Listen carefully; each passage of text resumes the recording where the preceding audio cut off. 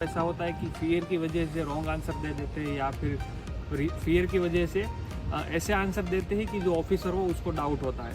तो आज हम इसी टॉपिक पे बात करने वाले हैं कि आपको इमिग्रेशन पे कौन कौन से क्वेश्चन पूछे जाएंगे, तो आप अच्छे से वो प्रिपेयर करके रखो ताकि आप कॉन्फिडेंस के साथ वहाँ आंसर दे सको। तो वेलकम फ्रेंड्स इनटू द, चलिए शुरू करते हैं आज का टॉपिक। तो पहले मैं बात करूँगा जब आप इंडिया से निकलते हो तब की। जब आप इंडिया पे एयरपोर्ट पे पहुंच जाते हो, मेक श्योर आप 2 और 3 आवर्स पहले एयरपोर्ट पे पहुंच जाए। और एयरपोर्ट पे आप पहुंच जाते हो, वहां आप सारी सब कुछ चेकिंग आपकी हो जाती है। बाद में इमिग्रेशन लास्ट में आता है, वहां आपका स्टैंप लगेगा। तो इंडिया के इमिग्रेशन है, वहाँ आपको यूजुअली 2 और 3 क्वेश्चन पूछे जाते हैं कि आपकी डेट ऑफ बर्थ क्या है, या फिर आप कनाडा किस वजह से जा रहे हैं। तो आप स्टूडेंट है तो स्टडी का ही रीज़न आपको देना है, और आप कितने कैनेडियन डॉलर कनाडा लेके जा रहे हैं। तो ये बेसिक क्वेश्चन है, वो वहाँ पूछे जाते हैं। वहाँ इतना ज़्यादा कोई मसला नहीं होता, वहाँ इतनी ज़्यादा कोई क्वेश्चन नहीं पूछे जाते, क्योंकि आप इंडियन सिटीज़न हो और आप इंडिया से कनाडा जा रहे हो। बाद में जब आप यहाँ कनाडा आ जाते हो, यहाँ आप एयरपोर्ट पे लैंड करते हो, तो आपको कोई एक ऑफिसर होगा, वो गाइड करेगा। आपकी फ़्लाइट में बहुत सारे इंटरनेशनल स्टूडेंट होंगे, आप अकेले नहीं होंगे। किसी भी फ्लाइट में आप आ रहे हो, लॉट्स ऑफ स्टूडेंट आपकी फ़्लाइट में आपके साथ होंगे ही होंगे। तो एक ऑफिसर आपको गाइड करेगा कि एज ए इंटरनेशनल स्टूडेंट आपको सबसे पहले कहाँ जाना है। वो आपको 2 या 3 फॉर्म देंगे, वो भी आपको फिलअप करने हैं। बाद में वो आपको ले जाएंगे। वहाँ एक मशीन होती है, वहाँ आपका पासपोर्ट स्कैन होगा, आपकी एक पिक्चर ली जाएगी।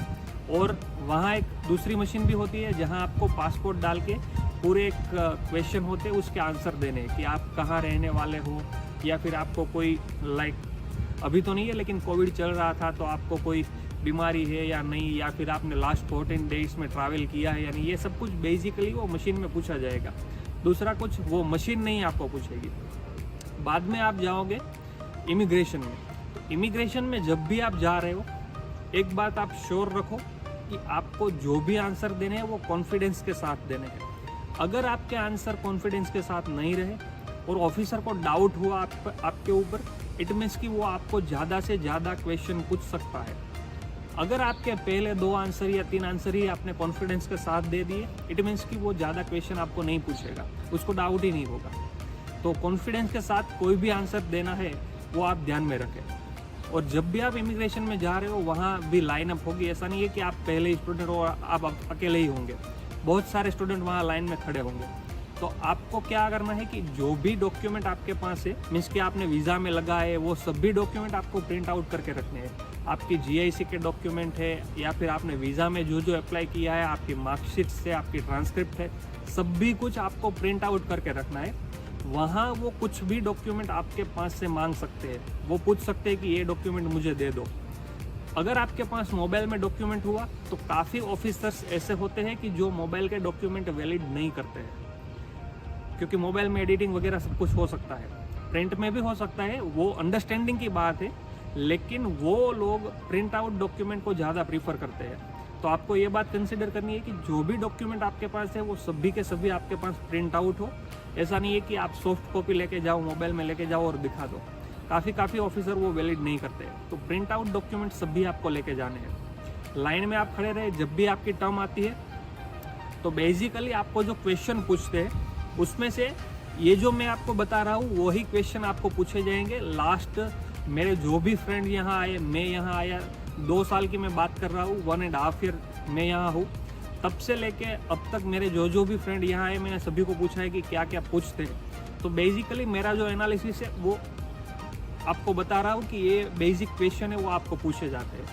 पहला तो पूछा जाता है आपकी डेट ऑफ बर्थ क्या है। सभी क्वेश्चन ईजी होंगे, ऐसा नहीं है कि कोई हार्ड क्वेश्चन आपको पूछा जाएगा। आपकी डेट ऑफ बर्थ पूछी जाती है, फिर आपका कोर्स का नाम क्या है वो पूछा जाता है, फिर आपकी कॉलेज का नाम, आपकी यूनिवर्सिटी का नाम क्या है वो आपको पूछा जाता है, फिर आप जो भी कोर्स आप यहाँ पढ़ रहे हो वो कितने साल का है और उसकी ड्यूरेशन क्या है, यानी कि डेट टू डेट क्या है, किस मंथ शुरू हो रहा है और किस मंथ ख़त्म हो रहा है। तो वो आपको पूछा जाए कि आपका कोर्स कौन सा है, कॉलेज का नाम, यूनिवर्सिटी का नाम, फिर जो कोर्स है उसकी ड्यूरेशन क्या है। फिर मेन इंपॉर्टेंट बात है कि आपको शायद ऐसा पूछ सकते हैं कि आपकी कॉलेज और यूनिवर्सिटी का एड्रेस क्या है। तो आपको आपका जो ऑफर लेटर होगा उसके टॉप पे उसका एड्रेस लिखा होगा। जो आपका जो ऑफर लेटर आएगा उसके टॉप पे राइट साइड पर उसके टॉप पे उसका एड्रेस लिखा होगा, तो आपको वो एड्रेस याद रखना है। अदरवाइज आपको याद नहीं है तो आप ऑफर लेटर में देख के भी बोल सकते हैं कि भाई ये एड्रेस है मेरी कॉलेज और यूनिवर्सिटी का, वो आपको पूछ सकते हैं। अगर ऐसा काफ़ी स्टूडेंट के साथ होता है कि उसका कोर्स शुरू हो जाता है, इंडिया में वो बंदा ऑनलाइन पढ़ता है और यहाँ उसका कोर्स शुरू होने के बाद उसके वीज़ा आते हैं, तो वो कोर्स शुरू होने के बाद यहाँ कनाडा आता है, तो ऐसी कंडीशन पर आपका जो स्टूडेंट पोर्टल है वो भी वो मान सकते हैं कि तुम्हारा कोर्स ऑलरेडी शुरू हो चुका है, तो तुम मुझे स्टूडेंट पोर्टल ओपन करके दिखाओ कि तुम्हारा स्टूडेंट पोर्टल मीन्स कि कॉलेज का स्टूडेंट पोर्टल कौन सा है। तो ये भी आपको पूछ सकते हैं, ये बात भी आपको कंसिडर करनी है। आगे की बात है कि आपकी टोटल फीस कितनी है, आपकी जो टोटल फीस है पूरे साल की या 2 साल की टोटल फीस कितनी है, उस फीस में से आपने कितनी फीस पे कर दी है वो भी आपको पूछ सकते हैं। आपकी जीआईसी किस बैंक में ओपन हुई है और जीआईसी में आपने कितनी अमाउंट डिपॉजिट करवाई है वो भी आपको पूछ सकते हैं। और अदरवाइज एक ये भी बात आपको पूछ सकते हैं कि आप कनाडा आ रहे हो तो आप यहाँ आके कहाँ रहने वाले हो, आपका मीन्स कि कोई फिक्स एड्रेस आपको देना होगा कि मैं इस एड्रेस पे अभी बाहर निकल के इस एड्रेस पे जाने वाला हूँ। ऐसा तो नहीं होगा कि आपके पास एड्रेस ही नहीं होगा, आप कनाडा पहुँच गए हो, आपका कुछ तो फिक्स होगा कि आप कहाँ जाने वाले हो, तो एड्रेस आपको देना होगा।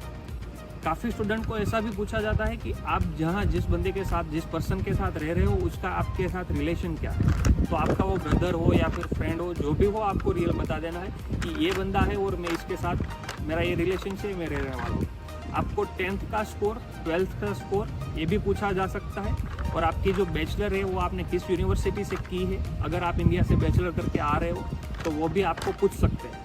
तो ये सभी जो मेन चीज़ है वो आपको पूछ सकते हैं जब आप इमिग्रेशन में जाते हो। तब बेसिकली आपको ये चीज़ आपको कंसिडर करनी है कि ये सभी जो क्वेश्चन है वो आपको आपके माइंड में हो, आपको याद ना करना पड़े या फिर आपको सोचना ना पड़े, आपके माइंड में ये सभी क्वेश्चन के आंसर रहने ही चाहिए, तैयारी होने चाहिए। और मेक श्योर करें कि आप अपनी जो SOP जो आप वीज़ा के वक्त सबमिट करते हो वो SOP एक बार रीड कर लें।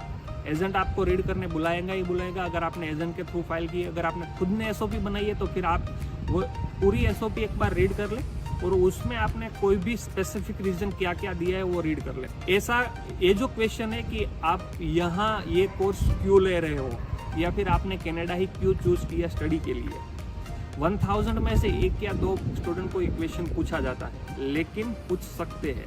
अगर आप पे थोड़ा भी डाउट हुआ तो वो आपको एक क्वेश्चन पूछ सकते हैं कि आपका यही कोर्स लेने का रीज़न क्या है, आपका कनाडा आने का ही रीज़न क्या है।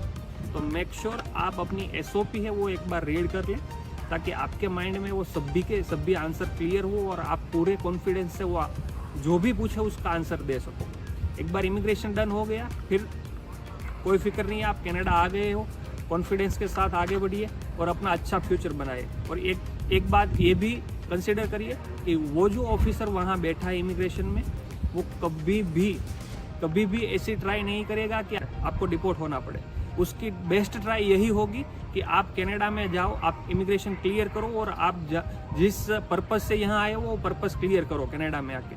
वो आपको डिपोर्ट करने की ट्राई नहीं करेगा, लेकिन डिपेंड आपके ऊपर है कि आपको डाउट करवाना है या नहीं। अगर आप कॉन्फिडेंस के साथ आंसर दे रहे हो इट मीन्स कि आप इजीली इमिग्रेशन है वो पास कर दोगे। तो मेन यही चीज़ है, कंसिडर करिए और कॉन्फिडेंस से आंसर दीजिए। Thank you so much for watching the video.